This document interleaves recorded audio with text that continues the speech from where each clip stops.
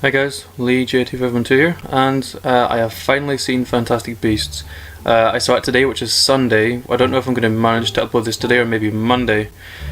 First off, I'm going to say as usual, like I did with the Cursed Child review, I'm going to talk about non-spoiler stuff first fairly quickly. Then I'm going to heavily warn you when I'm about to start talking spoilers, so don't worry, you'll be warned in plenty of time.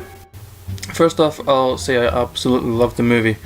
Without saying anything, the main story is what I fully expected it to be, and the tone of the movie shifts towards the latter half, I would say. The time period in which the film is set is something I've always found interesting. It's New York, 1926, and you get a very good feel of the 20s era. I'll talk about that in more detail later, but I just wanted to say that I was a big fan of the style, the locations, the costumes, and everything else. They nailed the time period in my opinion. Also, for anybody thinking of taking their children to see the movie, as I was going to take my 5-year-old daughter to see it, I think you should probably hold off on taking them. In the UK, the movie is a 12A, which means that kids can get in, but there were young children in the cinema when I went. But there's the slight use of mild language, typical British curse words such as bugger, which was the only real use of bad language I heard. But it's more the theme of the movie that would make me say to use caution. Like I said, it gets darker around the halfway points, and it could scare kids. It's no horror movie by any means, and it depends entirely on how confident you think your child could handle it. But there are some scary bits, not necessarily from the creatures however. Next up, I'll talk a little bit about the creatures, although obviously not saying too much. I think they did a brilliant job of making every creature unique and making them lovable by giving them all their own personalities. There are a few standout creatures, absolutely, which I imagine Warner Brothers will want as the mascot of the movie. I also imagine a bunch of merchandise for them if it's not out already. I really enjoyed Eddie Redmayne's portrayal of Newt Scamander. He's an affable young man who is easy to root for. He cares deeply about all the creatures he has in his possession, and I absolutely believe he cares more for creatures than he does humans, apart from a few obvious exceptions. Newt is very courageous, and it's clear he loves exploring, travelling and encountering new locations and creatures. He doesn't mind putting himself in danger if it means that he keeps his creatures safe. All in all, he's a very good character. Very quickly going over the other main characters in a non-spoilery way, I'd have to say Jacob Kowalski is absolutely the funniest in the movie, as he's the main source of comedic relief. All I'll say is about him is he's a nomad, which is an American term for muggle. His astonishment of everything he sees is both childlikely innocent and hilarious at the same time. There's also Tina and Queenie, of course, as well as Percival Graves, but I will hold off and talk about them more in the spoiler section. All in all, I think that this is a fantastic, addition to the Wizarding World. You get a sense of what's currently going on in Europe, and there are some references that Harry Potter fans will totally understand. And I think this series of movies is going to be brilliant. There's supposedly going to be 5 movies in total, and I believe they said the movies are going to span over 19 years, which will be very interesting to see. I am going to talk in more detail about the characters and the plot in just a moment, so if you don't want spoilers, I'd sign off here if I were you.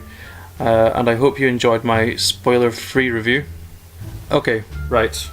For anyone about to continue, this is spoiler section. We're into the spoilery section now, so if anyone hasn't seen the movie yet and don't want anything spoiled, you'd be best clicking off the video now. First off, I'd like to talk about the casual connection to the Lestrange family that was made a little bit into the film. It turns out that Newt was very good friends with Leda Lestrange, although his apprehension over sharing too much about her indicates that the friendship didn't end too well. Perhaps there was a romantic connection, but for some reason those ideas were shattered. It's either referenced directly or hinted that Leda is possibly incarcerated in Azkaban or some other form of institution. If anyone knows, please let me know in the comments where her whereabouts currently are, as far as the ending of Fantastic Beasts is concerned. Next up, I'd like to talk about Queenie. Queenie. It's fair to say that most viewers, male or female, will probably have a crush on her. She's kind, bubbly, she's very, very friendly, and she's not ashamed to flirt her way out of a bad situation or to get something she's after. I loved how Queenie is what seems to be an expert legilimens as well, capable of reading people's minds with ease. They added more depth to her character, and it may be why so many people are naturally drawn to her, as she literally knows what people are thinking and about to say. Queenie seems to be more laid back than Tina, and less tightly wound, enjoying life a tad more perhaps. It's good to see at the end of the movie that after Jacob has been obliviated, that Queenie was seen in the bakery, and Jacob had the same reaction to meeting her the second time, possibly leading to a romance further down the line. Whether this means Jacob will find out about magic again or not is yet to be seen. Tina is an ex-Auror after it's discovered that she intervened when she saw Credence being beaten by his adoptive mother. This was in front of a bunch of gnome mages, so she was deemed careless and let go from MACUSA, or the Magical Congress of the United States of America. It was after this that she encountered Newt, and after apprehending him, takes him to MACUSA to try and win favour back with Seraphina Picquery, the president of MACUSA, Madam President. From there, the story unfolds. Tina is a very loyal character, and she does put herself in danger quite a bit, similar to Newt. Who knows if there's going to be a romance developing, blossoming from there. I feel we should definitely talk about the main spoiler / twist of the movie. That warning, big spoiler here, main spoiler from the film. Percival Graves is actually Gellert Grindelwald in disguise. This is something I genuinely had no idea about, and I was absolutely surprised when I saw it. It didn't even occur to me that it might be a possibility. I knew something was off about Graves, but I just assumed that he was a Grindelwald supporter, not Grindelwald himself. I do wonder how Grindelwald got a new wand. That would be in Graves' wand, as Grindelwald obviously has his own wand that looks nothing like Graves, that we've seen in the previous, I think Noble Collection made Grindelwald's wand. So I can only assume that he stole another wand and used that in his cover. I knew Graves was a powerful wizard, as it looked to me that he barely needed his wand to use magic, something only powerful magic users are able to do. He was holding his own incredibly well against numerous Aurors before Newt caught him off guard, so that kind of... I know it was only moments before the big reveal, but the fact he uses a lot of non-variable magic signified that he was very powerful. I could have been wrong with that though. I might just have not seen his wand, so apologies for that. I think Johnny Depp is a very good choice for Grindelwald. I know it's been controversial, his casting. He looks menacing and has the perfect combination of both charm and malice, which will lead to a very captivating performance to see on screen, possibly stealing every scene he's in. Next up, we should mention the enigma that is Credence. Initially, people had the thought that he was Tom Riddle Sr., Voldemort's father, because the year that this is set, 1926, is when Voldemort was born. But that seems to have been disproven. It's revealed that because of the hate and prejudice that against magic users at the time, magic using children were forced to suppress their magical abilities, leading to them developing parasitical and dark magical force known as Obscurus.